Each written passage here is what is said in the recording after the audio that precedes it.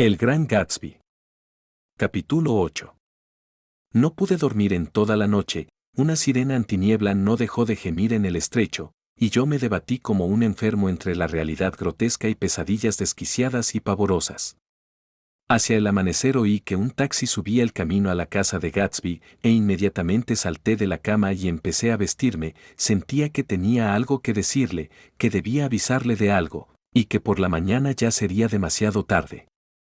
Cuando cruzaba el césped, vi que la puerta principal estaba abierta todavía y que Gatsby se apoyaba en la mesa del vestíbulo, vencido por el abatimiento o por el sueño. No ha pasado nada, dijo, sin fuerzas. Esperé, y a eso de las 4 Daisy se asomó a la ventana un minuto y luego apagó la luz. La casa no me había parecido nunca tan enorme como aquella madrugada, cuando nos lanzamos a la caza de cigarrillos por las habitaciones inmensas.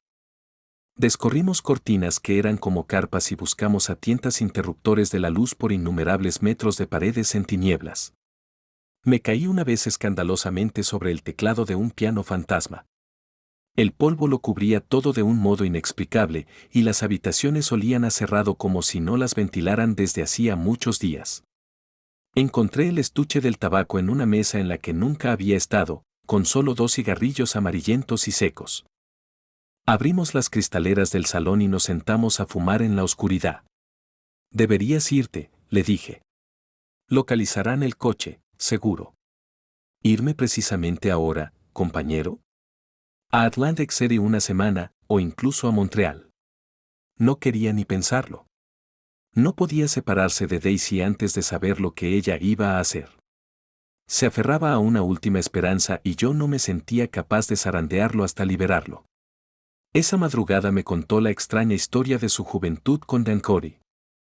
Me la contó porque Jay Gatsby se había roto como un cristal contra la malicia implacable de Tom, y el espectacular montaje y su secreto, que tanto habían durado, llegaban a su fin. Creo que en aquel momento hubiera admitido cualquier cosa, sin reservas, pero quería hablar de Daisy. Era la primera chica, bien, que había conocido.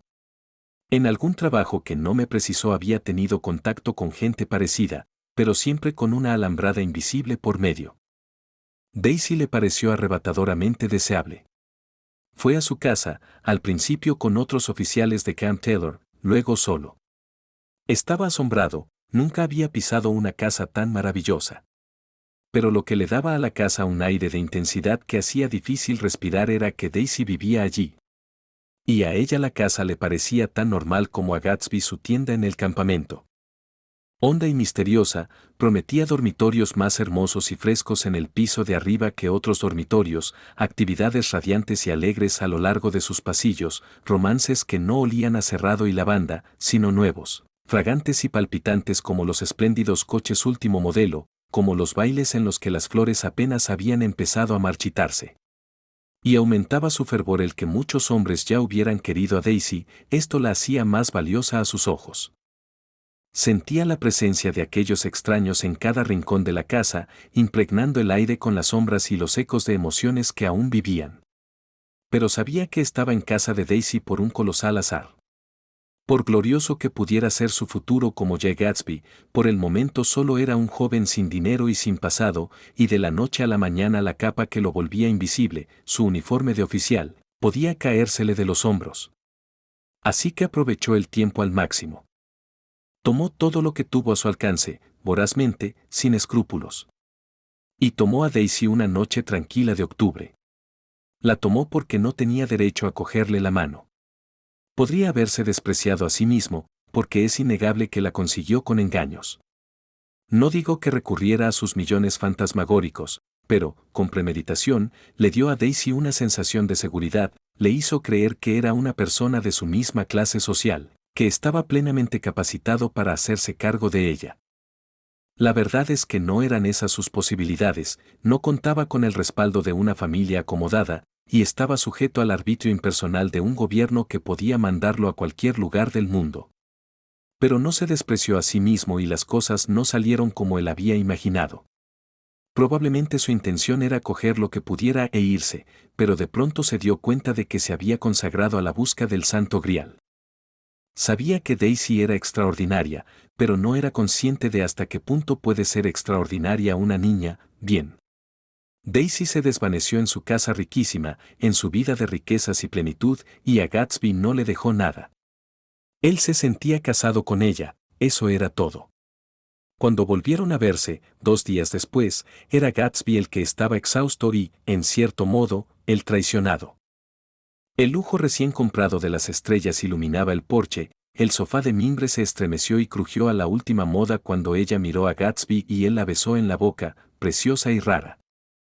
Daisy había cogido un resfriado y tenía la voz más ronca, más seductora que nunca, y Gatsby era abrumadoramente consciente de la juventud y el misterio que la riqueza encierra y preserva, de la lozanía que da un buen vestuario, y de Daisy, resplandeciente como la plata, orgullosa y a salvo, por encima de las agrias luchas de los pobres.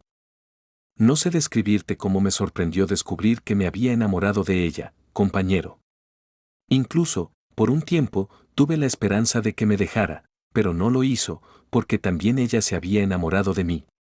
Creía que yo sabía muchas cosas porque sabía cosas distintas de las que ella sabía. Bueno, allí estaba yo, muy lejos de mis ambiciones, cada vez más enamorado, y de pronto todo eso dejó de importarme. ¿Para qué hacer grandes cosas si podía divertirme más contándole lo que iba a hacer? La tarde antes de partir hacia Europa tuvo a Daisy entre sus brazos mucho tiempo, en silencio. Era un día frío de otoño, había fuego en la chimenea, y ella tenía las mejillas encendidas.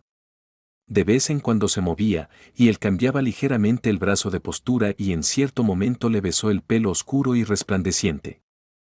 La tarde les había concedido un instante de tranquilidad, como para dejarles un recuerdo muy hondo antes de la larga separación que prometía el día siguiente. Nunca se habían sentido tan cerca en su mes de amor, nunca se habían entendido tan profundamente como cuando ella, en silencio, rozaba con los labios la hombrera del uniforme, o cuando él le tocaba con cuidado la punta de los dedos, como si estuviera dormida. Su comportamiento en la guerra fue extraordinario. Era capitán antes de salir hacia el frente y, después de las batallas de Argonne, lo ascendieron a mayor y asumió el mando de la sección de ametralladoras de su división. Después del armisticio trató desesperadamente de volver a casa, pero algún malentendido o alguna complicación acabó llevándolo a Oxford. Estaba preocupado, las cartas de Daisy tenían un fondo de desesperación y ansiedad. No entendía por qué no volvía. Le afectaba la presión del mundo exterior y quería verlo y sentir su presencia y la seguridad de que, a pesar de todo, estaba haciendo lo adecuado. Pues Daisy era joven y su mundo artificial olía a orquídeas, a agradable y alegre esnovismo, a orquestas que marcaban los ritmos del año, fundiendo en nuevas melodías la tristeza y la fascinación de la vida. Toda la noche los saxofones aullaban su comentario sin esperanza a Beale Street Blues mientras 100 pares de dorados y plateados zapatos de baile se arrastraban sobre polvo luminoso. A la hora gris del té había siempre habitaciones que seguían palpitando con aquella fiebre dulce y suave, inagotable, mientras caras jóvenes flotaban por todas partes como pétalos de rosa que los tristes instrumentos de metal soplaran sobre la pista. En este universo crepuscular volvió Daisy a moverse cuando empezó la temporada, de pronto se vio de nuevo con 6 citas al día con 6 hombres distintos y cayéndose de sueño al amanecer, con las cuentas y gasas del vestido de noche hechas una maraña en el suelo, entre las orquídeas moribundas. Y algo en su interior nunca dejaba de exigirle una decisión. Quería que su vida tomara forma ya, inmediatamente, y la decisión había de ser impuesta por alguna fuerza, amor, dinero o indiscutible sentido práctico, al alcance de su mano. Esa fuerza se corporizó en plena primavera con la llegada de Tom Buchanan. Su persona y su posición social tenían un volumen saludable, y Daisy se sintió halagada. Hubo, sin duda, algo de resistencia y algo de alivio. La carta le llegó a Gatsby cuando todavía estaba en Oxford. Ya había amanecido en Long Island y fuimos abriendo las otras ventanas del piso de abajo, llenando la casa de una luz que viraba del gris al dorado. La sombra de un árbol cayó bruscamente sobre el rocío y pájaros fantasma empezaron a cantar entre las hojas azules. Había en el aire un movimiento agradable y suave, apenas una brisa, que prometía un día fresco, precioso. No creo que lo haya querido nunca. Gatsby le dio la espalda a la ventana y me miró, desafiante. Acuérdate, compañero, de lo nerviosa que estaba ayer por la tarde. Él le dijo todas esas cosas para asustarla, para presentarme como si yo fuera un vulgar estafador. Y el resultado fue que al final ella apenas sabía lo que decía, se sentó, abatido. Sí, puede que lo quisiera un momento, cuando acababan de casarse, e incluso entonces me quería a mí más, ¿me entiendes? Y concluyó con una observación extraña. En cualquier caso, eso es algo personal.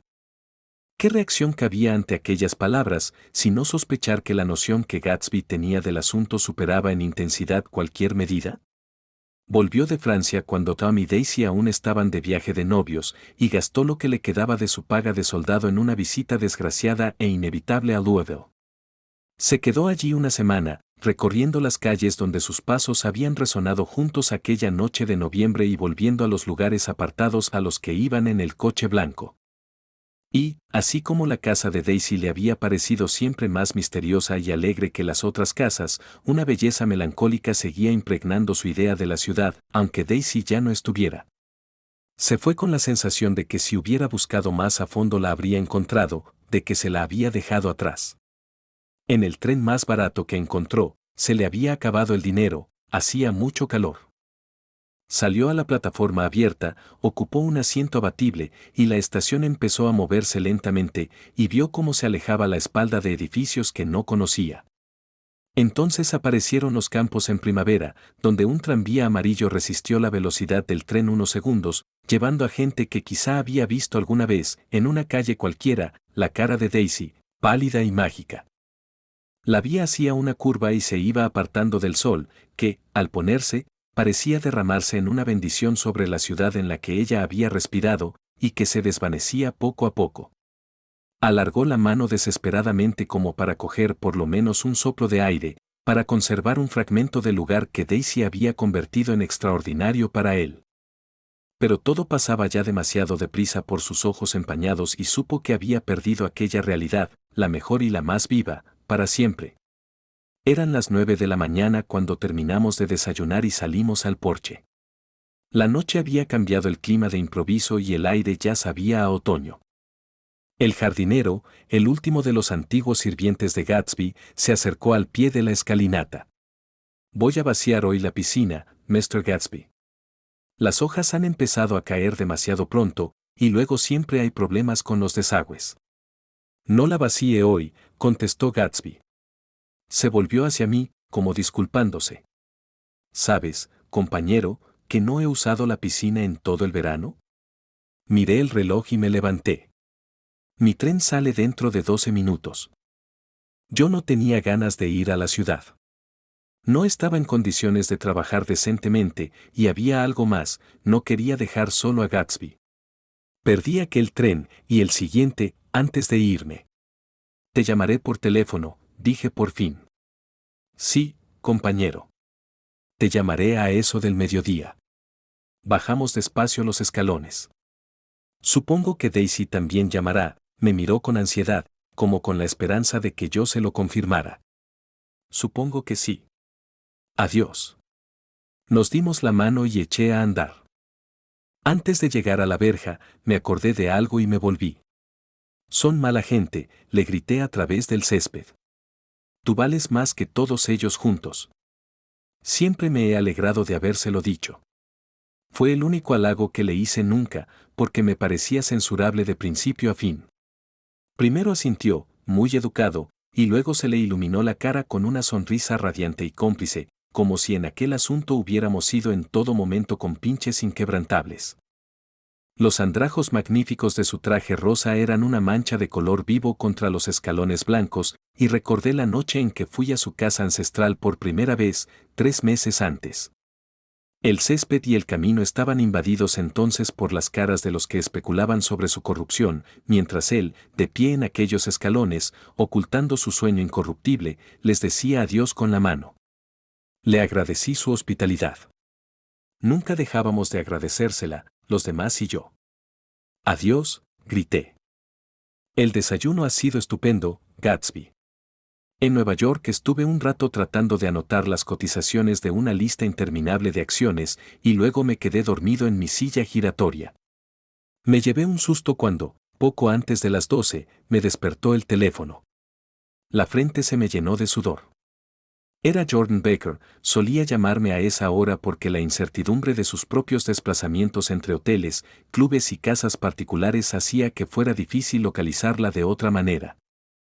Habitualmente su voz me llegaba a través del hilo telefónico como algo joven y fresco, como si un puñado de césped del campo de golf hubiera entrado volando por la ventana de la oficina, pero aquella mañana me pareció áspera, seca. He dejado la casa de Daisy, dijo.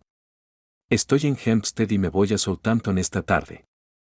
Probablemente había sido una prueba de tacto dejar la casa de Daisy, pero me molestó, y lo que dijo después consiguió ponerme en tensión. Anoche no fuiste demasiado amable conmigo. ¿Y qué importancia tenía eso anoche? Silencio. Y luego, de todas formas, me gustaría verte. A mí también me gustaría verte. ¿Y si no voy a Southampton y voy a la ciudad esta tarde? No, no puedo esta tarde. Muy bien. Esta tarde me es imposible. Tengo varios. Así estuvimos hablando un rato, y luego, de pronto, dejamos de hablar. No sé cuál de los dos colgó el teléfono bruscamente, pero sé que me dio lo mismo. Ese día no hubiera podido sentarme a hablar y tomar el té con ella, aunque eso me costara no volver a hablarle en mi vida. Llamé a casa de Gatsby al cabo de unos minutos, pero la línea estaba ocupada. Lo intenté 4 veces. Por fin una telefonista desesperada me dijo que la línea estaba a la espera de una llamada a larga distancia desde Detroit. Miré mi horario de trenes y marqué con un círculo el tren de las 3:50. Me retrepé en la silla e intenté pensar. Eran exactamente las 12. Cuando aquella mañana pasé en tren por los montones de cenizas, preferí sentarme al otro lado del vagón. Supuse que en el lugar del accidente habría una multitud de curiosos y chiquillos a la busca de manchas siniestras en el polvo y algún charlatán que contaría una y otra vez lo sucedido, hasta que todo se fuera volviendo menos real, incluso para él, que ya no podría seguir contando su historia, y la trágica gesta de Myrtle Wilson caería en el olvido. Pero ahora quisiera volver atrás un poco y contar lo que sucedió en el garaje después de que nosotros nos fuéramos la noche anterior. Hubo problemas para localizar a la hermana, Catherine. Parece que esa noche infringió su norma de no beber, porque cuando llegó estaba atontada por el alcohol y era incapaz de entender que la ambulancia había salido ya para Flushing. Inmediatamente, cuando por fin pudieron convencerla, se desmayó, como si ese detalle fuera lo único intolerable del asunto. Alguien, amable o curioso, la llevó en su coche tras el rastro del cadáver de su hermana. Hasta muy pasada la medianoche, una multitud siempre renovada disfrutaba del espectáculo ante el garaje, mientras, dentro, George Wilson se mecía a sí mismo en el sofá. Se quedó abierta un momento la puerta de la oficina y todo el que entraba en el garaje no podía evitar asomarse. Alguien dijo por fin que era una vergüenza, y cerró la puerta. Con Wilson estaban Michaelis y varios más, 4 o 5 al principio, luego 2 o 3. Más tarde, Michaelis tuvo que pedirle al último recién llegado que esperara 15 minutos más mientras él iba a su local y preparaba café. Y, después, se quedó solo con Wilson hasta que amaneció. Hacia las 3 de la madrugada cambió el carácter del murmullo incoherente de Wilson, que se fue serenando y empezó a hablar del coche amarillo. Anunció que sabía cómo averiguar a quién pertenecía el coche amarillo, y dejó escapar que un par de meses antes su mujer había vuelto de la ciudad con la cara amoratada y la nariz hinchada. Pero, cuando se oyó decir aquello, hizo una mueca de dolor y empezó a quejarse, Dios mío, con voz gemebunda. Michaelis intentó distraerlo sin demasiada habilidad. ¿Cuánto tiempo llevabais casados, George? Vamos, quédate quieto un momento y contéstame. ¿Cuánto llevabais casados? 12 años. ¿No habéis tenido hijos? Venga, George, para. Te he hecho una pregunta. ¿No habéis tenido hijos? Los escarabajos, pardos y duros, seguían produciendo un ruido sordo cuando chocaban contra la pobre luz eléctrica, y cada vez que Michaelis oía pasar un coche a toda velocidad por la carretera creía oír el coche que no había parado unas horas antes. No le gustaba entrar en el garaje porque, sobre la mesa, en el sitio donde había yacido el cadáver, se veía una mancha, así que no dejaba de dar vueltas, incómodo, por la oficina. Antes de que se hiciera de día ya se había aprendido cada uno de los objetos que había dentro, y de cuando en cuando se sentaba con Wilson e intentaba tranquilizarlo. ¿Tienes alguna iglesia a la que vayas alguna vez, George, aunque haga mucho que no vas? Yo podría llamar para que viniera un sacerdote a hablar contigo, ¿no? No pertenezco a ninguna iglesia. Deberías tener una iglesia, George, para ocasiones como esta. ¿Alguna vez habrás ido a la iglesia? ¿No te casaste en una iglesia? Escucha, George, escúchame. ¿No te casaste en una iglesia? De eso hace mucho tiempo. El esfuerzo para responder rompió el ritmo de su balanceo, cayó un momento. Luego los ojos desvaídos recuperaron su expresión entre astuta y desconcertada.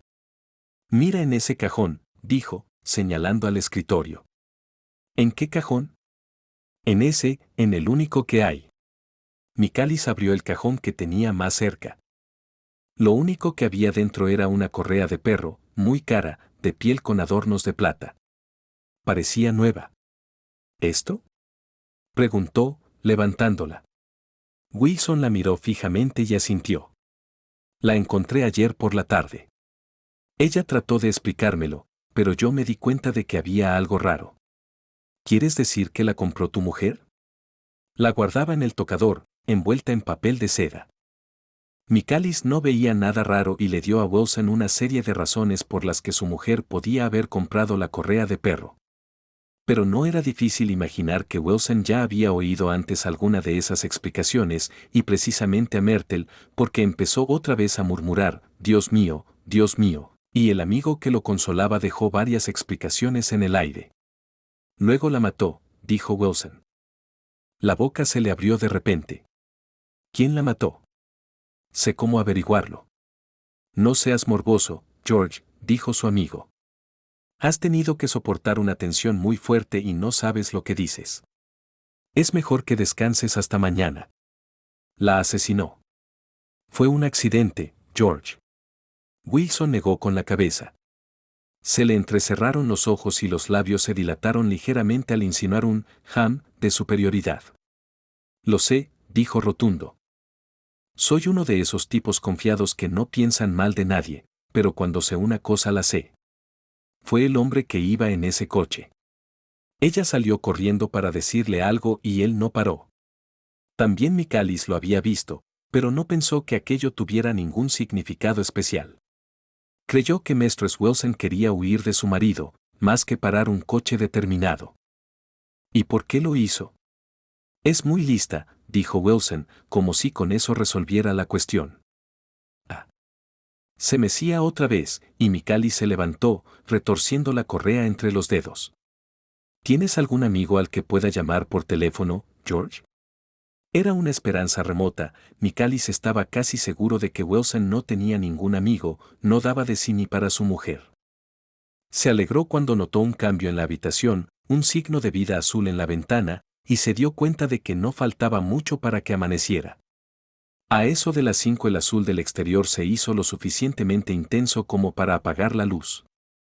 Los ojos vidriosos de Wilson se dirigieron hacia los montones de ceniza, donde nubecillas grises adquirían formas fantásticas y corrían de acá para allá con la brisa del amanecer. Hablé con ella, murmuró después de un largo silencio. Le dije que a mí podía engañarme, pero que no podía engañar a Dios. La llevé a la ventana, se puso de pie con esfuerzo y fue a apoyarse en la ventana del fondo de la oficina, con la cara pegada al cristal, y le dije, Dios sabe lo que has hecho, todo lo que has hecho. A mí puedes engañarme, pero a Dios no. De pie, detrás de él, Michalis vio con un sobresalto que Wilson miraba a los ojos del doctor T.J. Eckleburg, que acababan de emerger, enormes y pálidos, de la noche en disolución. Dios lo ve todo, repitió Wilson. Eso es un anuncio, le aseguró Michalis. Algo le hizo dejar de mirar por la ventana y volver la vista a la habitación. Carro Wilson se quedó en la ventana mucho tiempo, pegado al cristal, asintiendo con la cabeza a la luz crepuscular. Poco antes de las 6 Michalis oyó con agradecimiento que un coche se detenía ante el garaje. Era uno de los mirones de la noche anterior que había prometido volver, así que preparó desayuno para tres, que el hombre y él tomaron juntos. Wilson estaba ya más tranquilo, y Micali se fue a dormir a casa. Cuando despertó 4 horas más tarde y volvió inmediatamente al garaje, Wilson se había ido. Sus movimientos, siempre a pie, fueron reconstruidos más tarde, de Port Roosevelt a Cat's Hill, donde compró un sándwich que no se comió y un café. Debía de estar cansado y caminar despacio, pues no llegó a Cat's Hill hasta el mediodía. No fue difícil hasta ese momento reconstruir sus horas. Había chicos que vieron a un individuo que se comportaba como un loco, y conductores a los que se quedaba mirando de un modo extraño desde la cuneta. Luego desapareció durante 3 horas. La policía, basándose en lo que le había dicho a Michalis, que sabía cómo averiguarlo, supuso que se había dedicado a ir de garaje en garaje de la zona, preguntando por un coche amarillo. Pero, entre los dueños de garaje, ninguno declaró haberlo visto, y quizá recurriera a un modo más fácil y seguro de averiguar lo que quería saber. No más tarde de las 2:30 estaba en Wastag, donde le preguntó a alguien el camino de la casa de Gatsby. Así que a esa hora conocía ya el nombre de Gatsby. A las 2 Gatsby se puso el bañador y dejó dicho al mayordomo que si lo llamaban por teléfono le avisaran en la piscina. Se entretuvo en el garaje a coger un colchón Hinchebel que había divertido a sus invitados durante el verano y el chofer lo ayudó a inflarlo. Luego Gatsby le dio instrucciones de que no sacara el coche descapotable bajo ninguna circunstancia, algo extraño, porque al guardabarros delantero derecho le hacía falta una reparación. Gatsby se echó al hombro el colchón y se dirigió a la piscina. Se paró una vez para cogerlo mejor y el chofer le preguntó si necesitaba ayuda, pero él dijo que no con la cabeza y desapareció entre los árboles que ya amarilleaban. Nadie llamó por teléfono, pero el mayordomo se quedó sin siesta y estuvo esperando hasta las 4, hasta mucho después de que no hubiera nadie a quien avisar en caso de llamada. Tengo la impresión de que ni Gatsby esperaba ya esa llamada y de que probablemente no le importaba lo más mínimo.